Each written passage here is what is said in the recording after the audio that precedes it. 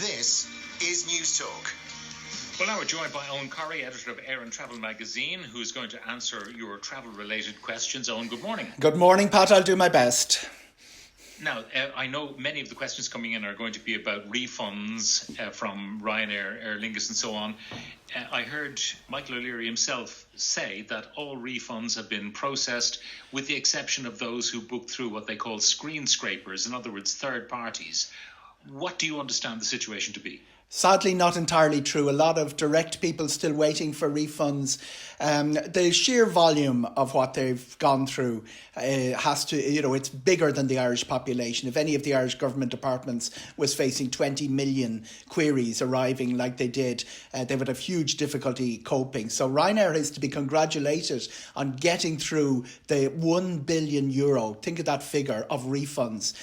All sorts of complications start arising. What Michael O'Leary sometimes categorises as screen scrapers, and really it's the online guys, the Love Holiday, people like that, the kayaks, people like that. They're the ones that he's saying he doesn't have the email for. A lot of the legitimate, bonded, licensed travel agents in Ireland who have been refunding their customers themselves are now being told they're being treated like online travel agents. There's a lot of there's things being said at the top in Ryanair, and down the line the people dealing with the queries, the chat lines, all of that aren't quite clear in the policy. And it's not that I'm criticising Ryanair because the sheer volume of what's going through, but it's certainly not the case that all the refunds have been paid. And I know some of your listeners will, without having seen anything, will be saying, where's my refund? The reality is that they have been great at speeding through this, and I suspect that process will continue. I would be very surprised at the end of October, November, that there be anything left.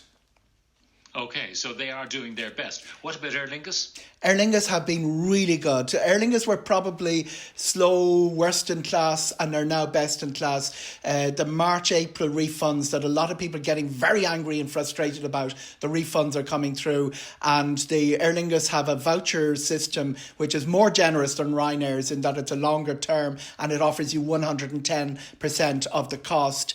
No messing around with terms with the intermediate if you've booked to a travel agent, and not the same problems with Aer Lingus. Where Aer Lingus problems have tended to arise is that something was replied to early in the game, a voucher offered, and no follow-up. The people were given the reassurance and then didn't hear from them.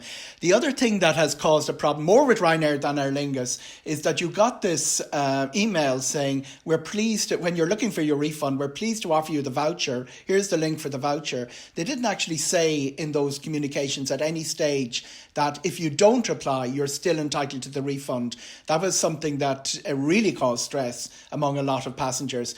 Both of our airlines have been very, very good in getting through both the refund and the voucher system, but it has been a ball of pain for them. Yeah. This text from Selbridge: in defence of Ryanair, when you had the CEO on recently, he explained how to cancel the vouchers and get your cash back. I did exactly that, and 2 weeks to the day, I found €614 back in my account, much to my delight. So that's one satisfied customer. Now, that's a surprise, Pat, and I'll tell you why. Giving cash back is complicated because of money laundering and financials. A human has to intervene. So that's where the cash back has been slower than the voucher. Okay, a holiday did not happen in July. Refund notice part 1 was emailed to me today. The credit note is valid for 9 months from today's date. Yes. I cannot get a refund until the 9 months are up. Should the credit note not be dated back from July 17th when the holiday was actually cancelled? Surely I'm entitled to my refund quicker. That's from Peter. What's that all about? 9-month refund vouchers, they're part of the state guaranteed bonded scheme. In other words, if anything happens, your tour operator, your travel agent, the money is safe. The reality is you can pursue that. You can actually say, I need the refund now, but it throws you into that bureaucracy where the processing system isn't really keeping up with the demand. The 9 months, it's not legally the case that you have to wait 9 months for your refund, but practically in the real world that's out there, that's essentially what's happening, because that's the level of processing of refund that we're going through. You are entitled to your refund and your money is safe. My daughter has had her first baby in Guernsey. Is Guernsey linked to the UK, or do the Channel Isles have separate arrangements? What will I do if I need to visit her? Would it be easier for me to have her come to me? I'm over 70. Keep safe, says Anne. Easier to go there. You don't have to quarantine. You will have to quarantine when you come home. Channel Islands are part of the UK. The Irish system as it stands, and we're due a revision on October the 13th, treats countries as without specifying the individual regions, and that applies right across Europe. Okay, now Ryanair were running a sale last week, buy one get one free kind of thing. Yeah. Seemed like an attractive idea if you wanted to go to places like Amsterdam and so on. Now, are there any catches attached to that sort of offer in terms of, changing it if you want to, if, the outbreak continues, the pandemic continues? Can you still change at no cost? You can change at no cost with new bookings with Ryanair. This is hugely controversial.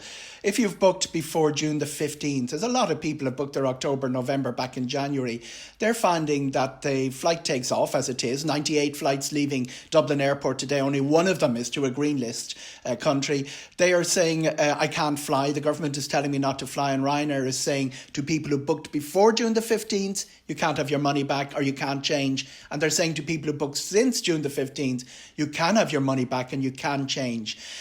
What the last week's announcement did with the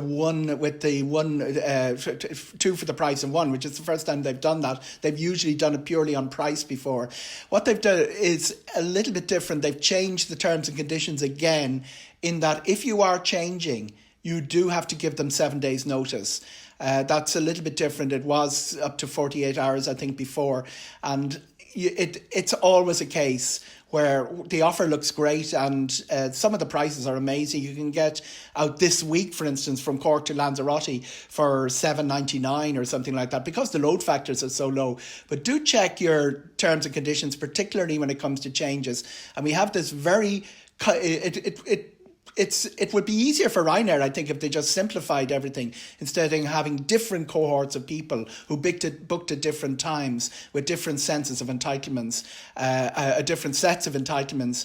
As it stands, they're doing everything they can to make it easier for new bookers, because obviously they want to test how big a market is out there, and that includes the free change. Free change is going to create more problems if their load factor goes up, by the way. The reason they can do so many free changes, Ryanair never did this in the past. They used to have load factors of 96%. Their load factors are now down to about 72%. If it starts creeping up again, obviously the whole business of changing becomes much more complex. An interesting question about vouchers. I'm now waiting since May 2nd for Aer Lingus to process my voucher request, almost 5 months. They no longer reply to emails, Facebook or messenger posts. At this point, I'd prefer to get a refund, but I don't know how to apply for one given I have a pending voucher request. How can this be allowed? I'd like any advice. That's from Jim. They have worked, I would have expected Aer Lingus to have worked through an April or a May claim at this stage. But as I say, you can't be absolutely certain, say with certainty what's being treated or not. If the trail has gone cold and you are worried, the Facebook Messenger, certainly the call line, they're not great. They're not ways of that you're going to get a quick response given the work constraints of Aer Lingus. The two best ways of getting in touch with the airline are a direct tweet. They tend to react to that, and the web chat. The web chat has been working, but sometimes, particularly with Ryanair over the last 2 or 3 weeks, there's been a bit of slowness reported. But they're the two ways to approach the airline, particularly if the trail has gone cold and you got a little bit worried. But do bear in mind, I would still hold out great hope that you will get not just the voucher, but the offer of the money back. There's so many kind of detailed questions from people. I'll give you an example of one. On the 12th of December 2019, we booked flights with Ryanair to Tenerife at a cost of €1,264. On the 24th of March, they cancelled our flights, offering us a refund. I applied for that refund on the 9th of April. They said there's a delay with refunds. On the 17th of April, they sent us a voucher we didn't ask for. On the 28th of April, another email asking us to click on the voucher. I didn't. No comeback with Ulster Bank MasterCard because 120 days had passed. Impossible to speak to any Ryanair staff. They don't reply to emails. Robot chat leaves me hanging on all day. Any advice for Ruth from Wicklow? To generalise the response, there's been a few cases where people got the voucher without having asked for it. They are entitled to their money back. As I said before, the direct message on tweet and the web chat are really the only ways of getting through on that. You are entitled and you will get your money back. But again, it's probably get a little bit of time to tie them down on that. They are honouring those commitments. Okay, well, Owen, we could talk all day about the problems. As I say, many of them are pretty detailed, but many of them are similar. So I think your general advice probably stands. One very brief answer to this one, it's just about next year. Are we likely to see a greatly reduced number of flights out of this island? I think that Ryanair will try and keep the show on the road, despite all the things he's saying about, reacting to government policy. One of the things Ryanair have noticed is that managing your fleet in the sky is easier than managing them on the ground. They're also playing for market share across Europe. They're watching what's happening. I think Ireland's connectivity won't be as badly hit in 2021, but it certainly will be reduced to maybe 2 flights to Malaga where we used to have 7, that sort of thing. But I do expect to have fairly good connectivity. There's huge worry about the 2021 season. A lot of people writing it off, and a lot of the airlines that have struggled through 2020 won't be around at the end of 2021. Ryanair will. I think we're very lucky to have a strong airline on this island who'll be looking to mop up market share all across Europe. Editor of Air and Travel magazine, Eoghan Corry. Eoghan, thank you very much for joining us.